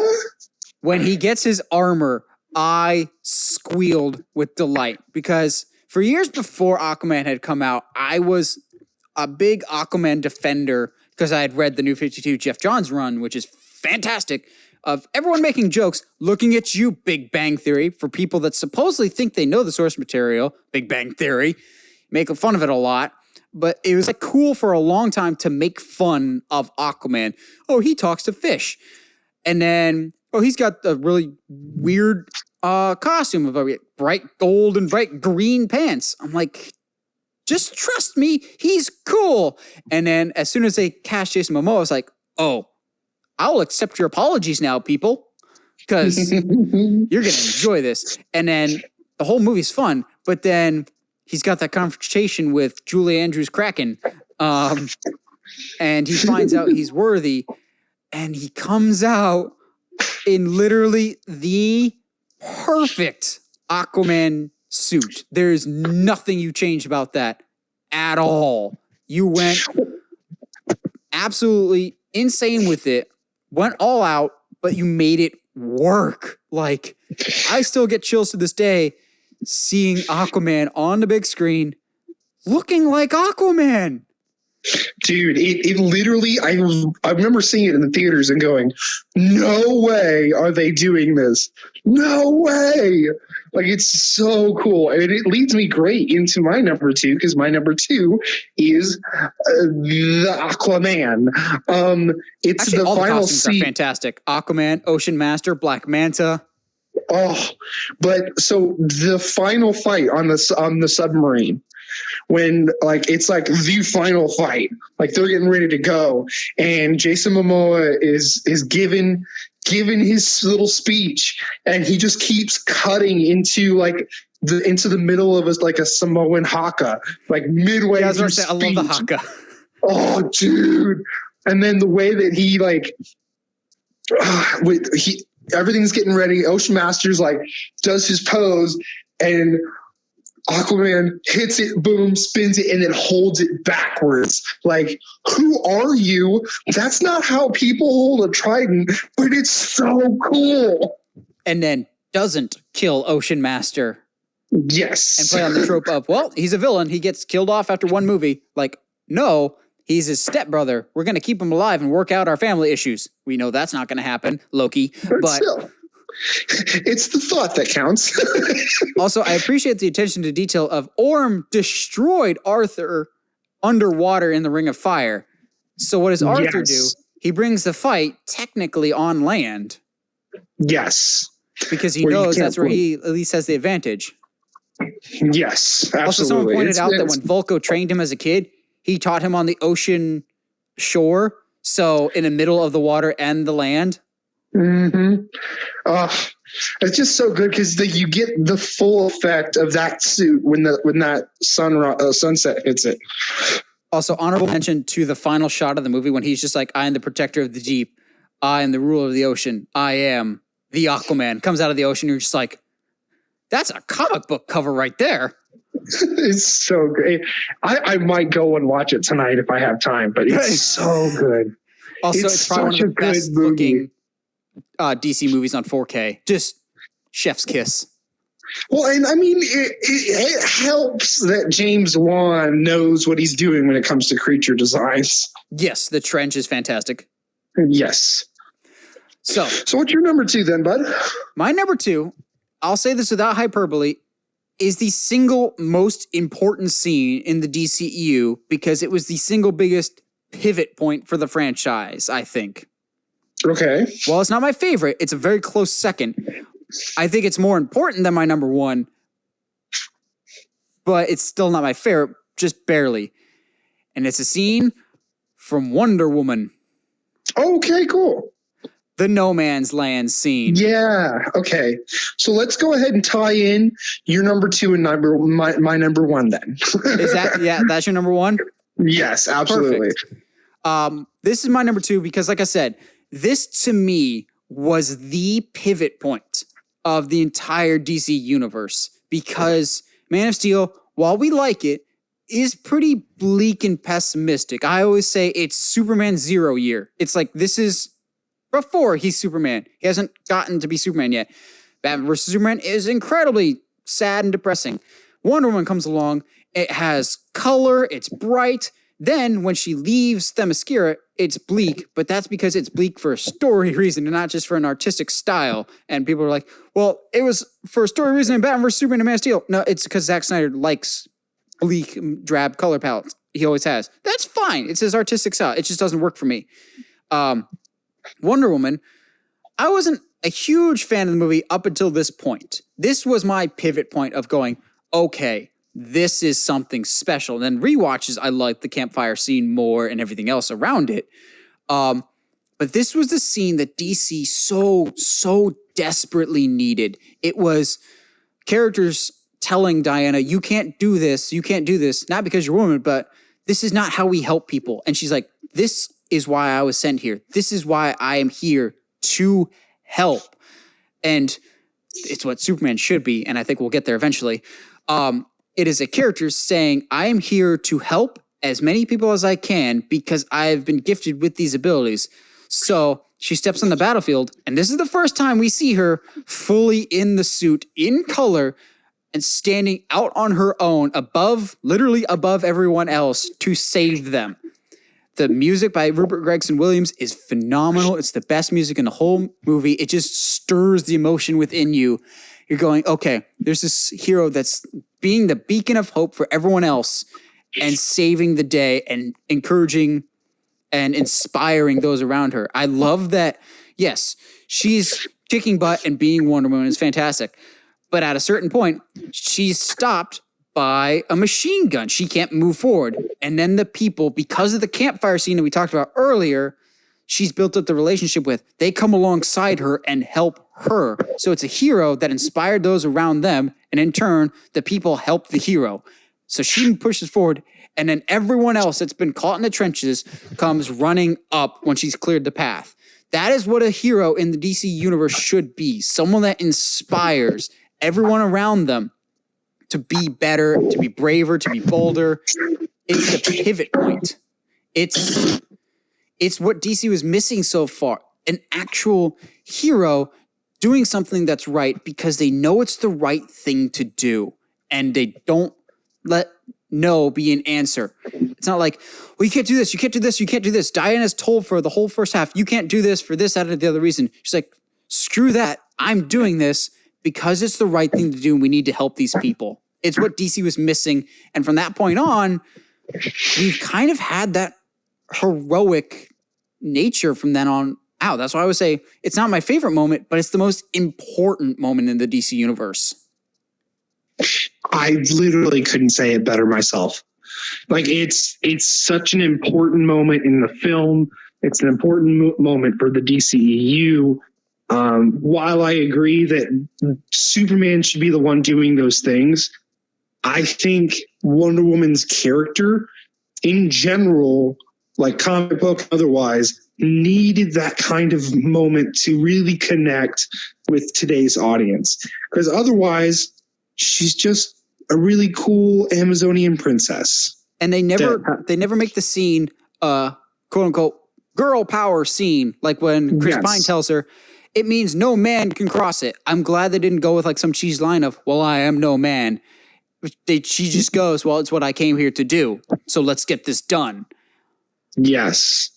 I love that. And I love that she's not doing it because she's a woman and she's strong. Right? Hear me roar. Although those are all good themes to have. She's doing it because it's the right thing to do. And while she's doing it, eventually she's not the only one doing it because she's inspired those around her. And that's essentially what the role of heroes in the DC universe or in comic books are supposed to be. They're supposed to be inspiring. That's why Superman is the beacon of hope. He's supposed to be the best of us. That's something that's bothered me so much with Zack Snyder because he just wants to keep beating him down because he thinks hope is cheesy and outdated. I'm like, just because you like dour characters, that's fine. But that doesn't really work for the one character that's supposed to be hopeful and optimistic. Yeah, Like, you can have, Wonder Woman showed, you can have a bleak and pessimistic world around them, but you need your main character to be the light and the anchor. Oh, absolutely. And No Man's Land is curious. Just that scene. Uh-huh. So now I'm super curious as to what your number one is. Really? You're curious? Yeah. I'm actually kind of ashamed of you that you can't guess this. I probably won't be surprised, but let's give you the context. It's the movie that for some reason a lot of fans hate. But while it's not my favorite DC Universe movie, it's up there because it has one of my favorite finales ever. When Steppenwolf is from Justice League. When Steppenwolf has more or less beaten every Justice Leaguer down, or at least held them in limbo, and he goes, "You're all too weak to see the truth." And you hear a voice from off screen go, "Well, I believe in truth, but I'm also a big fan of justice," and just punches the ever-living crap out of Steppenwolf. And it is the Superman that we've been missing and needing since Man of Steel.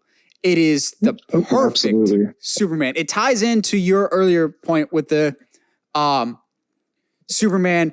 Is this guy bothering you? Because that's fantastic. And basically, when Superman joins the final fight till the end, is the Superman that we've needed for so long, of the cheesy one-liners after he punches Steppenwolf. Also, love the slow-mo where Steppenwolf misses the punch and Superman just decks him. He immediately flies to Batman and goes, "How do I help?" He doesn't try and control the situation because he knows at the end of the day, Batman is the ringleader of the Justice League. Superman has never tried to be the one in charge. It's always been Batman. He immediately asks, "How can I help?" Because that's what Superman is supposed to be, someone that helps. And he's like, Barry's trying to get these people, and he cuts Batman off. He's like, "Civilians," because he values human life more than anything else, and he wants to save people. So he finally catches up to Barry, Slowpoke, the fun banter that he has with all the League. That's the Superman we've been missing. Holy crap, he's actually got color in his suit, and optimism, and what's the H word? Hope. He's actually acting like freaking Superman. Yes, it's a little ridiculous. They lifted a whole apartment complex that somehow didn't fall apart, but it's a cool visual. It's a hilarious visual, if anything. And still that great line of, "Is this guy still bothering you?" Because that is absolutely something that Superman would say. And it beats the crap out of Steppenwolf. That great visual of him just tossing him to the side. And even to a later extent in the end credits scene when he races Barry, even though some of the CGI in that looks a little wonky. It's still a very good scene, absolutely. But yeah, as a Superman fan, it's not the best moment. I fully understand that. But of all DC moments in any of the current DCEU movies, it's the one that I've watched the most, hands down, because I can see it 100 times. It'll still bring a smile to my face going, that's the Superman we've been missing so far. And who knows, maybe Zack Snyder had something like that planned, of when Superman comes back to life, that's when he becomes hopeful and optimistic. So, you know what? I'll give Zack Snyder the benefit of the doubt, and we will see. The jury's still out on that. But for now, that is hands down my favorite moment in the DCEU, because it's the Superman that we've needed. It's the Superman that the movie world of the DCEU and our real world has needed so badly. And it was, even if it was brief, it made the rest of the interesting production that was Justice League worth it for me, just to see that. Yeah, absolutely. That whole, and I think that's the thing about Justice League, is everything leading up to that last 30, 15 minutes is slow, and it's a little tiresome at some points. But once you get to that point, you're like, oh, we're on, and this is like exactly what the Justice League is. Maybe I've been watching too much Cinema Wins lately, but at the end of the day, did you enjoy the movie, and did that movie make you happy? If so, then it's a good movie in your book, and that's awesome. That's how Justice League is for me. There's a lot of flaws. Absolutely. Can you tell it's a Frankenstein of a production? Totally. I still really enjoy it, flaws and all, and you will never convince me otherwise. We will see if Snyder's version is better.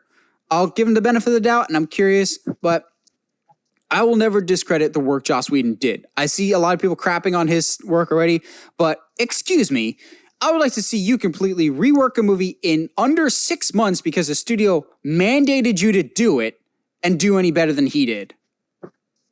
Absolutely. Like, he did a Herculean, almost impossible task. Is it perfect? No.